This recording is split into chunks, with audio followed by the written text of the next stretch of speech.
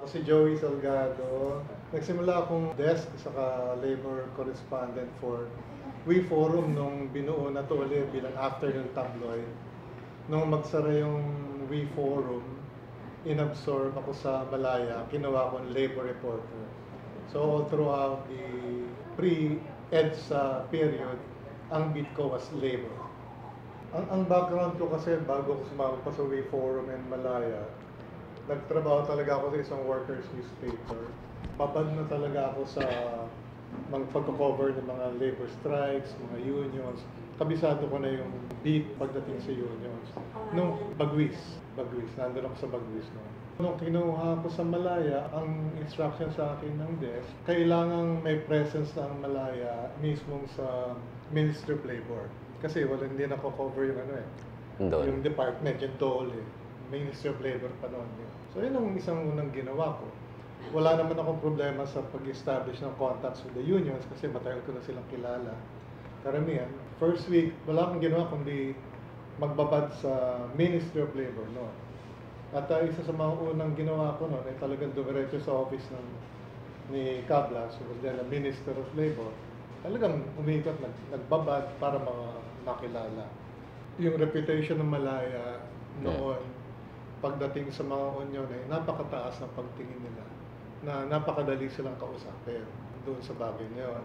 Pero ang kakaibang na-encounter ko, yun nga, yung mga mismo mga government employees, mga filing clerks, mga typists, sila pa yung nagbibigay sa akin ng tip na, nag-file ng notice of strike at ng ganitong union.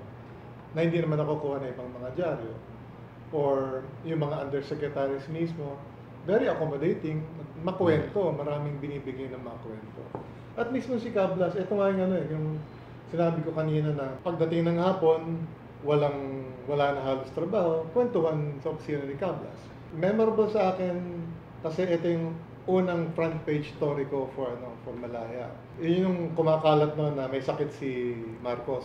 Si Cablas kaya kwento, biglang tumingin sa akin. Kasi lahat sila noon, member of parliament din eh. The Batasan is now in the state of war. Nakatingin sa akin. Ibig sabihin, isulat ko. Nagno-notes ako. Hindi naman niya ako sinasaway. So, nagno-notes ko. Dami na niya sinabi. Dahil yung dapat i-resolve na yung issue ng health ni Presidente. Kasi nagkakagulo na sa parliament. Notes ako na notes. Final ko yung story. Nagulat nga ako na front page. Dito ang tuwa ko pagdating ng sweldo kasi, di ba, follow me. Maabas Ang aga-aga ko sa sino yung sa natin, sa HR natin, yung... Si Oji. Babae. Lumakita na ako. Menchi. Hinarap ko kagad yung page. Magkano nga rate pag banner, pag page 1? At may dala ko sariling ruler noon. Nanigurado. Noon kasi nga, okay, siyempre, binata ka noon, umaasa sa'yo magulang mo, importante yung sahod. Importante yun. Pero siyempre, more than the compensation, the time I was in Malaya before EDS, yun yung nakakita ka ng sense of purpose. Kasi mukhang pare-pareho naman tayo ng background, lahat naman tayo aktivista ng college. Diba? Pero hindi naman tayo ay may kakayanan o may lakas ng loob na mamundok or gumawa para lumaban sa administrasyon.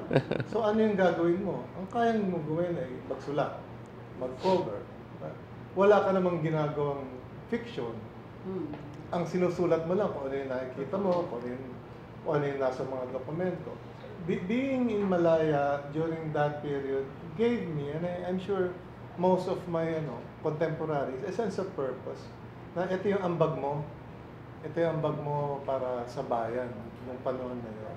It's one thing that I will always be proud of, yung being part of Malaya during that period. Kasi it's a period that it's a period that's no longer being celebrated or recognized, lalo na sa younger generation. Kasi kumbaga parang tingin ko na sa atin yan, para tayo mga veterano ng Second World War.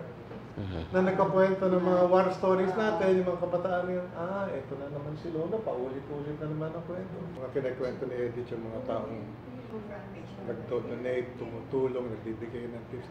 Yung mga karanasan namin na mismo mga taong gobyerno mismo ang nagbibigay ng mga dokumento, Yeah. mga tips sa storya. Doon mo nakikita nun yung kung ano yung mood of the people at that time. Yeah. There was such a glaring gap. They were hungry for information, for news. Alam naman nila, I mean, what they read in the papers mo, ano yan kumbaga, minika pa na ng gusto yan Oo. Marami doon hindi totoo. Sa Gusto lang police natin beat, ganun talaga din naman eh. Kung ano yung katotohanan ng